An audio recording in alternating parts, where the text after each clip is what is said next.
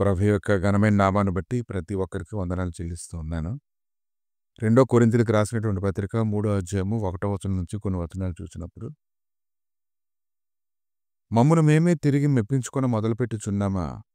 కొందరికి కావలసినట్టు మీ వద్దకైనను మీ వద్ద నుండి అయినను సిఫారసు పత్రికలు మాకు అవసరమా? మా హృదయముల మీద వ్రాయబడి ఉండి మనుషులందరూ తెలుసుకొనుచు చదువుకొనుచున్న మా పత్రిక మీరే కారా?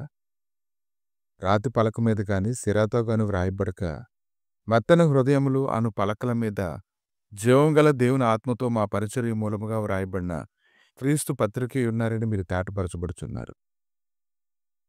అపోస్తలుడైన పౌలు తాను చేసినటువంటి పనిని గురించి అతను మాట్లాడుచూ ఉన్నారు. అతడు పడినటువంటి ప్రయాస ఎటువంటిదో అతడు స్పష్టంగా మాట్లాడుతూ ఉన్నారు. ఈరోజు ప్రభు అయినటువంటి యేసుక్రీస్తు ద్వారా మనం అన్ని విషయాల్లో స్థిరపరచబడగలమంటే మనకి ప్రకటించబడుతున్నటువంటి వాక్యాన్ని బట్టి, అది మన హృదయంలో చేస్తున్నటువంటి కార్యాన్ని బట్టి మాత్రమే మనం జీవించగలం. కాబట్టి అపోస్తలుడైనటువంటి పౌలు తాను పడినటువంటి ప్రయాసం గురించి మాట్లాడుతూ ఉన్నప్పుడు, అతని హృదయం అనేటువంటి మెత్తని హృదయములు అనే పలకల మీద జీవం కలిగిన దేవుని ఆత్మతో మీరే క్రీస్తు పత్రికే ఉన్నారని మీరు తేటపరచబడుచున్నారని అతను మాట్లాడుచున్నాడు. ఆయనే మమ్మను కొత్త నిబంధన కనుక అక్షరమున కాదు గాని ఆత్మకే పరిచర్యలు మగుటకు మాకు సామర్థ్యం కలిగించున్నాడు. అక్షరమైతే చంపుతుంది గాని ఆత్మ అయితే జీవింపజేస్తుందని అతను మాట్లాడుతూ ఉన్నాడు. మరణ కారణముకు పరిచయ రాళ్ల మీద చెక్కబడిన అక్షరములకు సంబంధించిందైనను మహిమతో కూడినదైనను, అందుకే మోషే ముఖం మీద ప్రకాశించు నా మహిమ తగ్గిపోవచ్చున్నదైనను ఇశ్రాయేలు అతని ముఖం తేరి చూడలేకపోయారు. ఇట్లుండగా ఆత్మ సంబంధమైన పరిచర్య ఎంత మహిమ గలదై ఉండును. కనుక మోషేగా తన సొంత చేతితో రాసినటువంటి పలకల్ని అప్పగించబడినప్పుడు అతను ఎంతో జాగ్రత్తగా వాటిలో ఉండేటువంటి భావాలను ప్రకటించడానికి అతడు సిద్ధపడ్డాన్ని మనం చూస్తూ ఉన్నాము.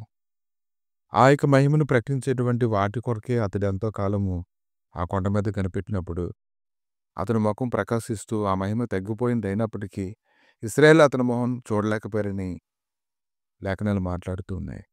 అటువంటి పరిచర్యే అంత మహిమకరమైనదైతే ఇప్పటి పరిచర్య ఎంత మహిమైనది, ఆత్మ సంబంధమైన పరిచర్య ఎంత మహిమ కలదిగా ఉంటుందని ఆయన మాట్లాడుతూ ఉన్నారు. శిక్షావిధికి కారణమైన పరిచర్యే మహిమ కలిగినదైతే నీతికి కారణమైన పరిచర్య ఎంతో అధిక మహిమని కలదగదని మాట్లాడుతూ ఉన్నారు. అత్యధికమైన మహిమ దీనికి ఉండటం వలన ఇంతకు మునుపు మహిమ కలదిగా చేయబడినది ఈ విషయంలో మహిమ లేనిది అయిపోయింది. తగ్గిపోయినదే మహిమ కలదై ఉండినట్లయితే నిలిచినది మరీ ఎక్కువగా మహిమ కలదై ఉంటుంది కదా. కనుక ఈ దినాన నేటి వరకు కూడా ఆ పరిచర్య కన్నా ఇప్పుడు ఆత్మ సంబంధమైన పరిచర్య చాలా బలమైనదని కొరింథీయులకు రాసినటువంటి పత్రికలో అపోస్తలుడైన పౌలు మాట్లాడుతూ ఉన్నారు. కాబట్టి నీ హృదయం మీద ఏదైతే వ్రాయబడుతూ ఉందో దానిని గురించి నువ్వు ఆలోచన చేయు.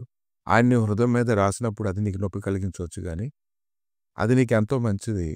ఆయన మాట నీ హృదయంలో ఉన్నట్లయితే ఖచ్చితంగా నువ్వు ఏదైతే ఆయన సన్నిధిలో ప్రార్థన చేస్తావో ఖచ్చితంగా ఆ యొక్క ప్రార్థనని సఫలపరచబడతాయి. నేటి వరకు నువ్వు మోషే గ్రంథం వారు చదివినప్పుడల్లా ముసుగు వారి హృదయముల మీద ఉన్నది కానీ వారి హృదయం ప్రభు వైపునకు ఎప్పుడు తిరిగినో అప్పుడు ముసుగు తీసివేయబడినో. కనుక దేవుని ఆత్మ ఎక్కడైతే ఉందో అక్కడ స్వాతంత్రం ఉంటుంది. మనం అందరం ముసుగులేని ముఖంతో ప్రభు యొక్క మహిమను అర్థమని ప్రతిఫలింపజేయచ్చు. మహిమ నుండి అధిక మహిమ పొందొచ్చు. ప్రభు యొక్క ఆత్మ చేత ఆ పోలికగానే మార్చబడుతూ ఉన్నా. కనుక వీరందరూ ఆయన సన్నిధిలో ఎటువంటి ముసుగు లేకుండా యథార్థంగా ఆయన సన్నిధిని సమీపించడానికి ధైర్యం కలిగిన వారుగా మీ పాపములన్నీ ఒప్పుకొని మారుమనసు పొంది ఆయన సన్నిధిలో పశ్చాత్తాపడినట్లయితే ప్రభు మరలా మిమ్మల్ని తిరిగి కట్టడానికి బలపరచడానికి ఆయన శక్తిమంతుడే ఉన్నాడు. ప్రభు మీ దయగలిగిన స్థలకు అప్పగించుకుంటుండగా నీ కృపా సమాధానం అనుగురించి నీ మహిమతో నీ ప్రేరేపించమని బలపరచమని నీ గొప్ప కార్యముల ద్వారా నాయన నీ మహిమను కనపరిచి మహిమతో నింపమని యేసుక్రీస్తు నామములో అడిగి వేడుకుంటున్నాము తండ్రి. ఆమేన్.